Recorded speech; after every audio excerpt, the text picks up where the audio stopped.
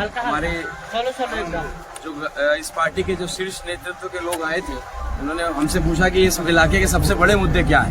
तो मैंने बोला कि चलिए सर आपको दिखाई देते हैं, और इन्होंने भी उसमें काफ़ी ये दिखाया कि भाई चलिए देखिए समस्या को, उसको महसूस करें। और आज ये बेलवा घाट कितनी बार से उद्घाटन इसका हो रहा है, वर्षों से बन रहा है, लग रहा है जैसे पता नहीं हम लोग कौन से जो है बॉर्डर के इलाके में काम कर रहे हैं या कहाँ समस्या आ रहा है। 20 साल हो गए ये पुल जो है केवल उद्घाटन होता है, बेलवा घाट बनाया नहीं जा सकता। रघुनाथ झा जी यहाँ इस संसद में उन्होंने 4 पिलर बहुत पहले गड़ाया था, और आज तक जो है ये सबसे मुख्य सड़क है। अभी हम लोग ढाका में थे और ढाका से शिवहर जा रहे हैं, शिवहर जाने का ये मुख्य सड़क, और अभी हम लोग ऊपर चलेंगे तो गाड़ियाँ हिलती हैं वो, और पूरा धूल, पूरा मोटरसाइकिल वाला गिर जाना, बारिश अगर हो जाए इसके हालात इतने बदतर हो जाते हैं। और ये मुख्य सड़क है।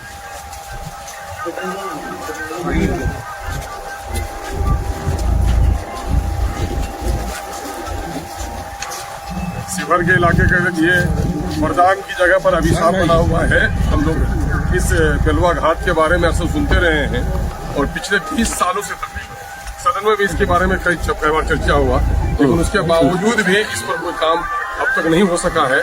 और 20 वर्षों से खाओ पकाओ अभियान के तहत सरकार इस बांध के नाम पर लूट रही है, और यहाँ पर यह काम अब तक मुकम्मल नहीं हो पाया है। ये हाल खुलगया घाट का भी है, और इन समस्याओं का निदान करना हमारी पार्टी की प्राथमिकता है।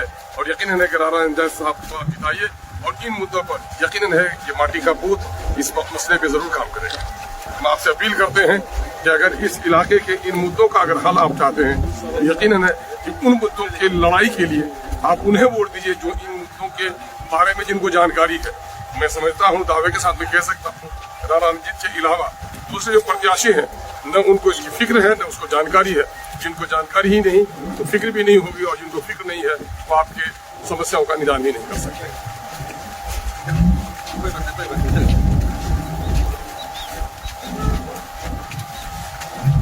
देखिए, यहाँ पर हमारे जो उम्मीदवार है राणा रंजीत साहब, उन्होंने जब मुझे ये बताया कि ये जो रास्ता है जो बेलवा घाट जिसके पास अभी हम आए हैं देखने के लिए, उन्होंने कहा कि 20 साल से ये काम पड़ा हुआ है, और सिर्फ इसके उद्घाटन होते हैं, इसके नाम पर पैसा उठाया जाता है। लेकिन ये रास्ता जो है, जो 2 अलग अलग शहरों को, गाँवों को जोड़ने वाला रास्ता है, इसकी हालत क्या है। तो हमने सोचा कि चलिए जाके खुद देखते हैं, ताकि मौका मिला तो हम पार्लियामेंट के अंदर आवाज़ उठाएंगे, और मौका मिला तो यकीनन आप लोगों की दुआ रही तो अख्तरुल इमान साहब और हमारे राणा रंजीत साहब अगर पार्लियामेंट के अंदर आए, तो ये सवाल सरकार से उठाया जा सकता है कि अगर पार्लियामेंट की नई बिल्डिंग बनाना है तो 20,000 करोड़ रुपया खर्च करके तो 2 साल के अंदर बना लेते हैं, ताकि तुम्हारे MP बड़े आराम के साथ वहाँ पर बैठ सकें।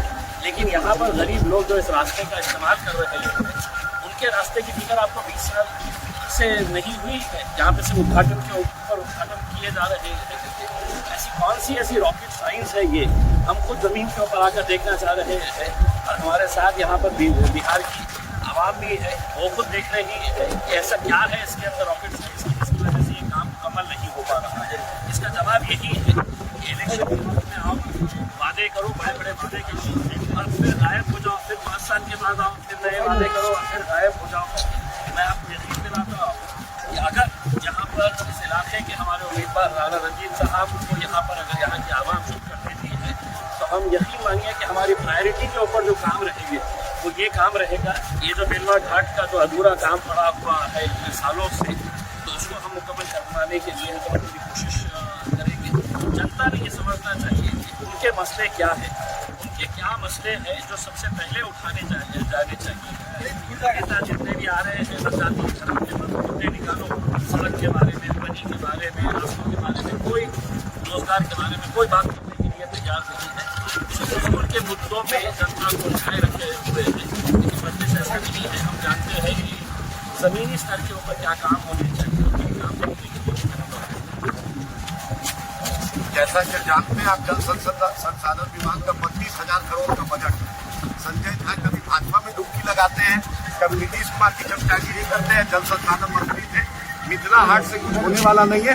यहाँ के 20 साल की समस्या जो है ये घाट का, यहाँ के लोगों की परेशानी है। नेपाल बदलते हैं, पानी में पूरा इलाका डूब जाता है। तो संजय झा जी चमचागिरी करके तो राज्यसभा आप चले गए, लेकिन इस इलाके को मिथिला हाट नहीं चाहिए, इस इलाके को बाढ़ की समस्या चाहिए।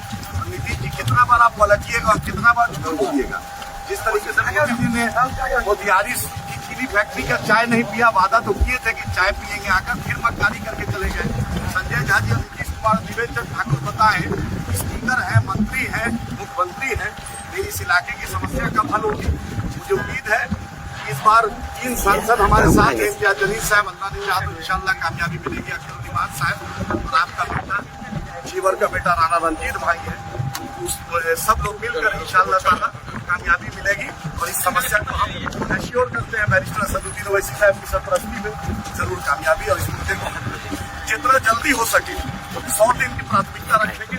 मजलिस जो है वो काम करने वाली जमात है और उसका सबूत ये है कि मजलिस हैदराबाद में रही तो हैदराबाद में उसने तरक्याती काम किए। जब औरंगाबाद में मजलिस गई इम्तियाज जलील साहब ने बड़े बड़े तरक्याती काम कराए और जब सीमांचल में मजलिस आई तो मैं उसका एक मिसाल पेश करूंगा कि सीमांचल की नदी में जब बैरिस्टर असदुद्दीन ओवैसी साहब नदी में उतरे भर पानी में, तो आज सीमांचल के अंदर 200 करोड़ रुपये का पुल पास हुआ है।